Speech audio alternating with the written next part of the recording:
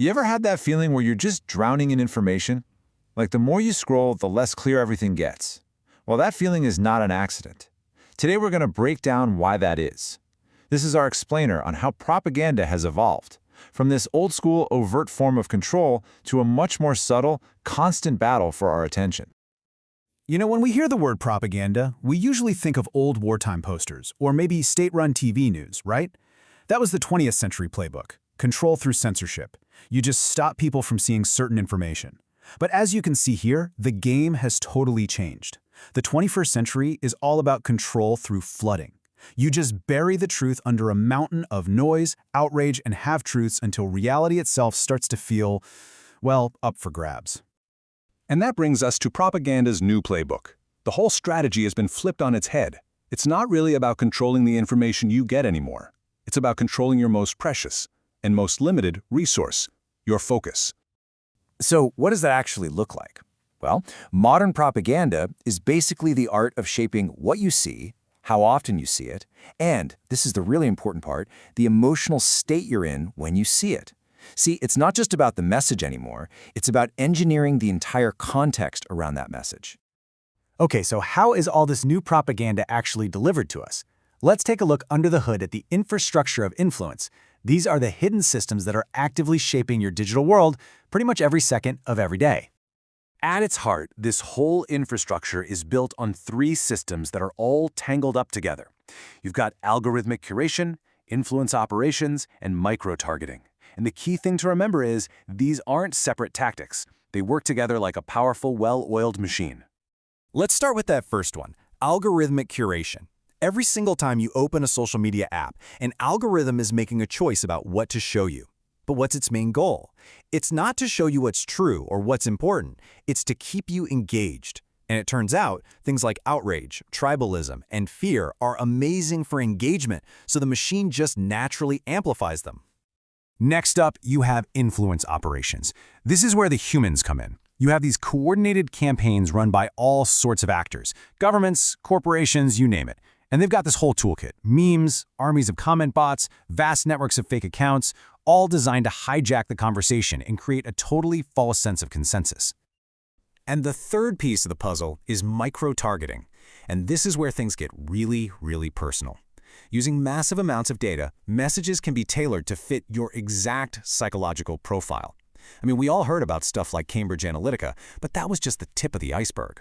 This practice is still going on, quietly across all sorts of industries. So now that we kind of get the infrastructure, let's look at the art of deception itself.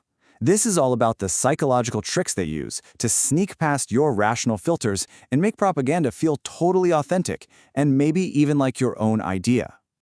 Now, it is so important to get this. This stuff isn't just about politics anymore. It's everywhere. When companies frame buying their product as an act of self-empowerment, or when wellness trends make us focus on our personal flaws instead of bigger structural issues, that's a kind of soft propaganda. It's ideology that's just woven into the culture. This brings us to what might be the most powerful tactic of all, weaponized authenticity. You've got influencers, YouTubers, people who seem like just regular folks, who are often paid or coordinated behind the scenes. They can spread a narrative way more effectively than any official source because, well, they feel real. They feel relatable. I absolutely love this description of how it works. Think about memes or viral videos. They're basically an ancient Trojan horse trick just dressed up in pixels. You see it, you laugh, you share it, and boom. An entire ideology just slipped past your critical thinking, hidden inside a joke. And the next frontier, it's already here. It's AI, and what's being called deep persuasion. With generative AI, this whole process becomes massively scalable and hyper-adaptive. We're talking about synthetic media, deepfakes, chatbots that can mimic your specific dialect, mirror your values back to you, and even match your emotional cadence, all to build rapport and persuade you more effectively. It's a lot.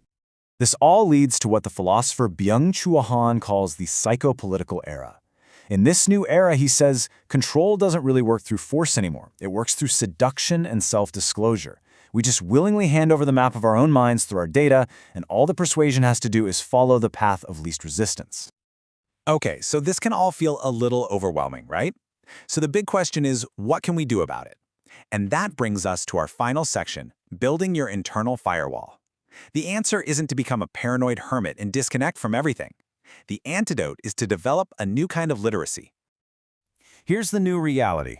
Truth requires active defense. It's no longer something you can just passively absorb from the world around you. It has to become a daily practice, almost like hygiene for your mind, to keep your internal world from being manipulated. So what does this defensive literacy look like day to day? Here's a quick checklist. First, always cross-check your sources. And even better, actively look for evidence that might prove you wrong. Second, pay attention to how you're feeling. Are you suddenly filled with rage or fear? That's a huge red flag. Third, diversify where you get your information. And last, and maybe most importantly, always ask yourself that one question. Who benefits if I believe this? You can think of this new meta-literacy as having 3 layers. The base layer is media literacy. That's just verifying the facts. But then you need a layer of emotional literacy on top of that, which is about noticing when your feelings are being used as bait. And finally, you need cognitive literacy, which is where you analyze why your own brain wants to believe something, and you start to see your own biases. The end goal of all this work is something you could call psychological sovereignty. And it's about so much more than just spotting fake news. It's about reclaiming your fundamental ability to feel and think for yourself in a world that is constantly trying to engineer those thoughts and emotions for you. And so, that leaves us with one final and I think pretty powerful question. In a world where everyone and everything is competing for every last scrap of your mental energy, maybe the most important thing you can ask yourself is this: who is the architect of your attention?